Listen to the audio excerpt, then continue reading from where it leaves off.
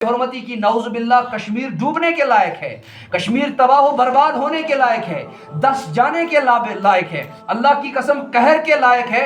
آپ کو وہ دور یاد ہوگا جب 1980 میں بٹو کو پھانسی دی گئی، کشمیری لوگوں نے قرآن کو جلایا، گندی نالیوں میں پھینکا، قرآن کو کہاں پھینکا؟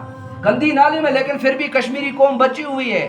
2014 میں جب سیلاب آیا اس وقت کیا کیا کشمیری قوم نے قرآنوں کے ساتھ؟ کشمیری قوم جہاں پر مسلمانوں کی سب سے زیادہ اکثریت پائی جاتی ہے، یہاں کے مسلمانوں نے جن مسجدوں میں سیلاب گھسا تھا، جن مدرسوں میں سیلاب گھسا تھا، جن گھروں میں سیلاب گھسا تھا، وہاں سے جو قرآن سیلاب زدہ ہوئے تھے ان قرآنوں کو بوریوں میں بھر دیا اور کباڑیوں کو بیچا۔ کنہوں نے؟ کشمیریوں نے قرآنوں کو کباڑیوں کو بیچا۔ باہر جب وہ ہندو سماج میں رہنے والے مسلمان، جن کو آس پاس 100 گھر ہندو ہے، بیچ میں 2-3 بندے بیچارے کیا ہے؟ مسلمان ہیں، ان کو جوش آیا، انہوں نے کہا ہم قرآن کی بے عزتی برداشت نہیں کریں گے، انہوں نے جلوس نکالا۔ لیکن کشمیری قوم کو کوئی ٹس مارس؟ اللہ کی قسم ہم نے قرآن کی بہت بے قدری کی، قرآن کی بہت بے عزتی کی۔ جنہوں نے قرآن کو پکڑا، اللہ کی قسم ان کو اللہ تعالیٰ نے نوازا۔ جنہوں نے قرآن کو چھوڑا، ان کے پاس پیسہ بھی تھا، ان کے پاس دولت بھی تھی، ان کے پاس مال مویشی بھی تھے، لیکن تباہ و برباد ہو گئے، چکنا چور ہو گئے۔ ابو لہب کو دیکھ لو، چکنا چور ہو گیا، جلتا رہا، گھسیٹا گیا، اس کو پیٹ پھٹ گیا اس کا۔ اللہ تعالیٰ نے بد دعا قرآن میں دی، اس نے قرآن کو نہیں پکڑا، ورنہ نبی کی پیدائش پر 100 اونٹوں کو ذبح کرنے والا ابو لہب تھا۔ 100 اونٹ، خوشی اتنی تھی، لیکن جب قرآن کا پیغام سامنے آیا اس نے ٹھکرا دیا۔ بزرگوں دوستو، اپنے دلوں میں قرآن کو جگہ دو، بزرگوں دوستو اپنے گھروں میں قرآن کو جگہ دو۔ اللہ کی قسم حضرت مولانا پیر ذوالفقار صاحب نے اپنی ایک کتاب میں لکھا ہے، میں ایک ملک میں گیا، وہاں پر مجھے ایک 75 سال کی عورت ملی۔ کتنے سال کی؟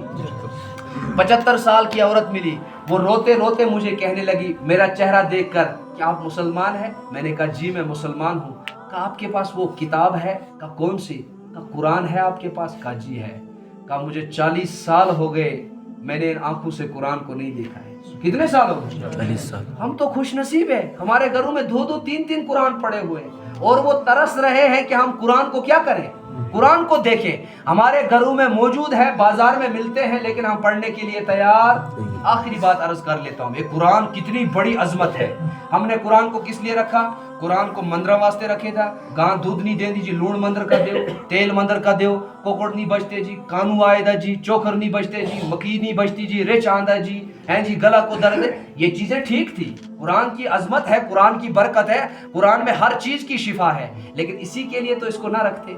مرتے وقت ہم نے میت کو یاسین پڑھنا، بس اتنا ہی قرآن کو سمجھ لیا۔ قرآن ایک دستور ہے، قرآن ایک منشور ہے، قرآن قانون ہے، قرآن کے اندر پوری دنیا کے انسانوں کے لیے حقوق ہیں، رہنمائی ہے، قرآن رہبر ہے، قرآن انسان کو اللہ کے نزدیک کرتا ہے، رسول اللہ صلی اللہ علیہ وسلم کے نزدیک کرتا ہے، قبر میں جانے کا طریقہ کیا ہے وہ بتاتا ہے، آپ جہنم سے کیسے بچ سکتے ہیں وہ طریقہ بتاتا ہے، آپ کی ماں ہے وہ طریقہ بتاتا ہے، آپ کی بہن اور بیٹی میں آپ کی پہچان بتاتا ہے، آپ کی بیوی اور بہن میں آپ کی پہچان بتاتا ہے۔ اگر قرآن نہ ہوتا تو ہم جنگلی بن گئے ہوتے، اگر قرآن نہ ہوتا تو ہم وحشی اس وقت ہوتے، اگر قرآن نہ ہوتا تو ہمارے اندر قتل و غارت عام ہوتی، اگر قرآن ہمارے درمیان نہ ہوتا تو ہزاروں فیصلے ہم کیسے کرتے، اگر ہمارے پاس قرآن نہ ہوتا تو ہزاروں طریقوں کے مسائلوں کو ہم کیسے حل کرتے۔ یہ تو قرآن کی ہی برکت ہے کہ جس کی وجہ سے ہم کیا کر رہے ہیں؟